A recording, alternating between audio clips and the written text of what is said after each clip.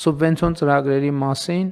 նախորդող շրջանում մարզպետների հետ ամփոփելով ես հասկացա, որ սուբվենցիոն ծրագրերի ծավալները էականորեն աճում են եւ գործնականում այն ինչ որ արվել է նախորդող 8 տարվա ընթացքում, հիմա համայնքները ընդհանուր կա որ մի տարվա 2026 թվին ներկայացնում են այդ ծավալի ծրագրեր, բայց նաեւ ես ուզում եմ ասել, որ ակնհայտ է որ սուբվենցիոն համակարգը մեր ամենահաջող նախագծերից է, որը էականորեն վերափոխել է եւ հանրապետությունն ընդհանուր առմամբ վերափոխել եւ տարածքային համաչափ զարգացման տրամաբանությունը այնտեղ արտահայտվում է եւ իհարկե մենք մաքսիմալ պետքա այդ ծավալները վերցնենք եւ այդ ծավալներով շարունակենք առաջ գնալ եւ իմ ընկալումն է նա, որ եթե մենք այս տրամաբանությամբ գնանք, այն փոփոխությունը, որ մենք տեսել ենք նախորդող 8 տարիներին, այդ տրամաբանությունը մենք առաջիկա 3 տարիներին, այո։ Չէ, դա բան չի, դա քննարկման ենթակա չի, դա պետք է արվի։ Համեցեք։ Պարոն վարչապետ, ամբողջովին համաձայն եմ, մենք նախորդ տարի պատմական մեծ չափի համաֆինանսավորում ենք ունեցել, շուրջ 60 միլիարդ դրամի 2025 թվականին աշխատանք ենք իրականացրել, որոնց կեսից ավելին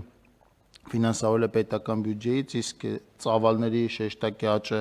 պատկերացնելու համար ընդհանրապես կասեմ, որ հիմա շուրջ 1 տասնյակի մոտ համայնքներ ունենք, որոնց ասֆալտապատման հայտերը միայն գերազանցում են 3 միլիարդը, 4 միլիարդը, դա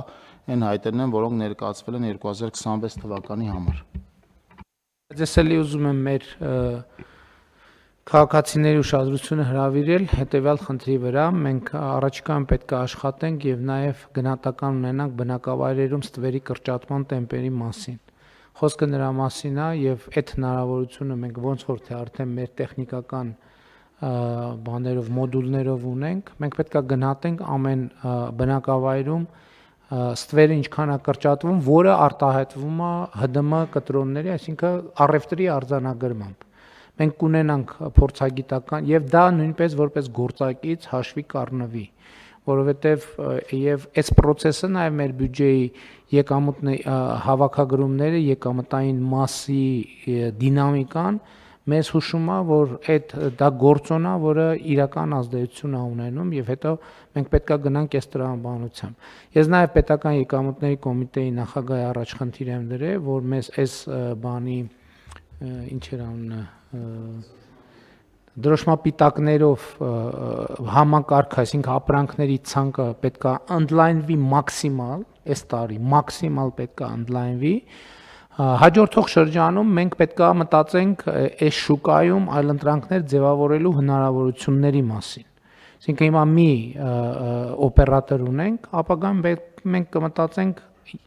մի քանի կամ երկու օպերատոր ունենալու մասին, բայց 26 թվի ընթացքում 27 թվի հունվարի 1-ից մաքսիմալ պետք է ընդլայնված լինի այս դրոշմապիտակավորման, այսինքն ինչը հնարավոր է դրոշմապիտակավորել, ամեն ինչը պետք է դրոշմապիտակավորել։ Այն ինչ որ հնարավոր չի դրոշմապիտակավորել, էդ էլ է պետք դրոշմապիտակավորել, որովհետև տենց բան չկա, որ հնարավոր չի դրոշմապիտակավորել։ Այսինքն եթե ապրանքներ կան, որոնց գինը, չգիտեմ, այդքան չի, որ բայց եթե համախառն գինը այդքան, այդ էլ է պետք դրոշմապիտակավորել։ Եվ հաջորդ էլի ուզում եմ հիշեցնել, որ դա էլ է անհետաձգելի։ Մենք միկրոբիզնեսի շեմը պետք է կրկնապատկենք եւ պետք է կարգավորում մտցնենք, որ X ժամանակում, եթե որևէ ձեռնարկություն դա վերաբերվում է եւ միկրոբիզնեսին եւ շրջանառության հարկով աշխատողին, տարվա մեջ օրինակ կնայենք 3 անգամ ՀԴՄ չթողարկելու համար բան եղավ, արձանագրվեց ՀԴՄ բաց չթողնելու փաստ, 5 տարի ինքը պետքա զրկվի ընդհանրապես եւ միկրոբիզնեսի եւ շրջանառության հարկի ոլորտում աշխատելու։ Այսինքն պետքա միանգամից մտնի եւ 5 տարի պետքա արգելվի, միայն ավելացված արժեքի հարկի համակարգով պետքա աշխատի։ Ես հասկանում եմ, որ կարա ոմանց համար սա նշանակի դե ֆակտո փակում, բայց ուրեմն թող ՀԴՄ կտրոնները թողարկեն։ ՀԴՄ կտրոնները պետքա թողարկվեն, չի կարող այլ կերպ լինել։ Հիմա ես հանձնարարում եմ, որ այս երկու կարգավորումը իրար հետ անենք, որպեսզի հունվարի 1-ից 2027 թվի աշխատի։ Միկրոբիզնեսը 24-ից դառնա 50 միլիոն դրամ տարեկան շրջանառությունը, բայց ցանկացած միկրոբիզնեսով եւ շրջանառության հարկով աշխատող ցանկացած ընկերություն, որ մի տարվա մեջ ես չգիտեմ դա քիչ եմ ասում, նորմալ չի մի տարվա մեջ 3 շեմ դնել, 3 անգամ ՀԴՄ կտրոնջ թողարկելու փաստ արձանագրվեց այդ ընկերությունում 5 տարի այդ ընկերությունը դուրս է գալիս եւ միկրոբիզնեսը եւ շրջանառության հարկի համակարգից եւ պետքա գործի ավելացված արժեքի հարկի համակարգում եւ հունվարի 1-ից այս կարգավորում նույնպես պետքա ուժի մեջ մտնի եւ դրոշմապիտակավորումը հնարավոր ամեն ինչը մենք պետքա անենք դրոշմապիտակավորումով։ Ես հույս ունեմ, որ համակարգային առումով պատրաստ ենք մենք եւ այդտեղ խնդիր չկա։